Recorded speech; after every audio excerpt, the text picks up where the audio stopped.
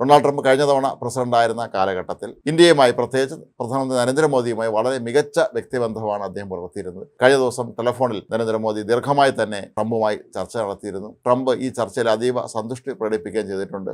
ഏതായാലും നരേന്ദ്രമോദി അടുത്ത മാസം അമേരിക്ക സന്ദർശിക്കും എന്ന് തന്നെയാണ് കണക്കാക്കപ്പെടുന്നത്. ഇത് സംബന്ധിച്ച തീയതി ഇനിയും വ്യക്തമാക്കിയിട്ടില്ല. എങ്കിലും അടുത്ത മാസം അദ്ദേഹം അമേരിക്കയിലേക്ക് പോകുന്നുണ്ട്. ഇരു രാഷ്ട്രത്തലവന്മാരും തമ്മിലുള്ള വളരെ വിശദമായ ഒരു കൂടിക്കാഴ്ച തന്നെയായിരിക്കും അവിടെ നടക്കുക എന്നുള്ളത് ഉറപ്പാണ്. അനധികൃതമായി അമേരിക്കയിലേക്ക് കുടിയേറിയ ഇന്ത്യക്കാരുണ്ടെങ്കിൽ അവരെ തിരികെ കൊണ്ടുവരാമെന്ന് ഇന്ത്യ അങ്ങോട്ട് തന്നെ വാഗ്ദാനം ചെയ്തിരിക്കുന്ന സാഹചര്യത്തിൽ ഇക്കാര്യത്തിൽ യാതൊരു തരത്തിലുള്ള പ്രശ്നങ്ങളും ഇരു രാജ്യങ്ങളും തമ്മിൽ നിലവിലില്ല.